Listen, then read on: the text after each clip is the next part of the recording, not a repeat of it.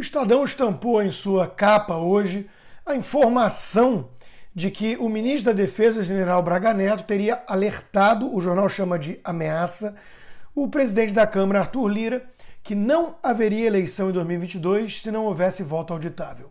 Ambos já negaram isso. Mas vamos lá. Ao dar o aviso, supostamente, diz o jornal, o ministro estava acompanhado de chefes militares do Exército, da Marinha e da Aeronáutica. O presidente Jair Bolsonaro repetiu publicamente a ameaça, diz o jornal, de Braga Neto no mesmo dia, que foi 8 de julho. Ou fazemos eleições limpas no Brasil, ou não temos eleições, afirmou Bolsonaro a apoiadores na ocasião. A portas fechadas ainda, segundo o jornal, Lira disse a um seleto grupo que via aquele momento com muita preocupação porque a situação era gravíssima. Diante da possibilidade de o Congresso rejeitar a proposta de emenda à Constituição que prevê o voto impresso auditável, ainda hoje em tramitação numa comissão especial da Câmara, Bolsonaro subia cada vez mais o tom. Olha, eu não sei se é uma estratégia ou não e se é verdade ou não, mas falas como a de Bolsonaro que de fato aconteceram e aquela atribuída ao ministro da Defesa, se ele disse o que o Estadão disse que disse e ele já negou, repito, tem servido para tirar todas as hienas da toca. Nunca antes na história desse país se viu um movimento tão forte contra a transparência eleitoral. Flávio Quintela, na sua coluna de hoje na Gazeta do Povo, resgatou o seu passado de engenheiro de sistemas na área de telefonia para lembrar da importância da redundância, de um plano B em tudo que envolve tecnologia. Todos os especialistas são unânimes em afirmar que não há sistema totalmente seguro ou protegido do risco de fraude e hackers. Diz ele, se você está se perguntando sobre o que um artigo falando sobre modelos de redundância está fazendo numa coluna de opinião política, esclareço. Precisamos entender que a peça mais importante do jogo democrático, o voto, precisa estar protegida por alguma redundância. Ou seja, sim, estou falando de voto impresso, diz ele. Muita gente que entendia isso perfeitamente antes, agora está contra as mudanças só porque Bolsonaro é a favor. Mas como diz o próprio Quintela, ser contra algo somente porque Bolsonaro é a favor é das posturas mais idiotas que existem. Lutar por mais transparência eleitoral é uma demanda suprapartidária e deveria ser apoiada por todos os eleitores.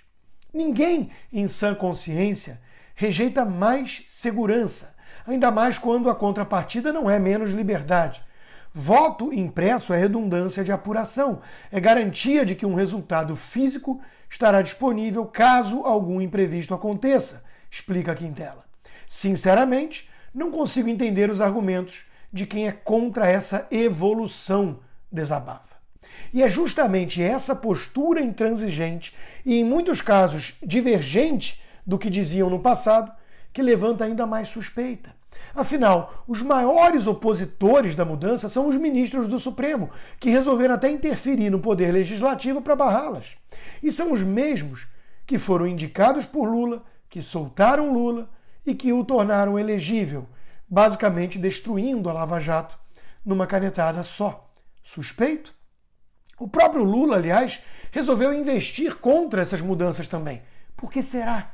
Eu tenho para mim, inclusive, que com voto auditável pode ser até que Lula desista de disputar a eleição.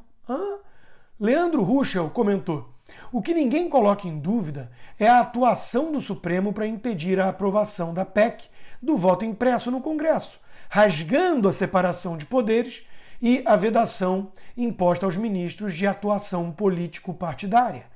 Os militantes de redação aplaudem a manobra.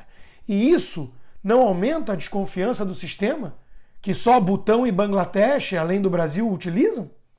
Além disso, alguém em sã consciência acha mesmo que países desenvolvidos como Estados Unidos, Inglaterra, Canadá e França e Alemanha não abrem mão de um voto impresso auditável por falta de capacidade tecnológica? Sério? Ruschel conclui com uma pergunta retórica. O que representa um ataque à democracia? Defender o sistema de votação transparente e auditável ou defender um sistema arcaico que é uma caixa preta inauditável?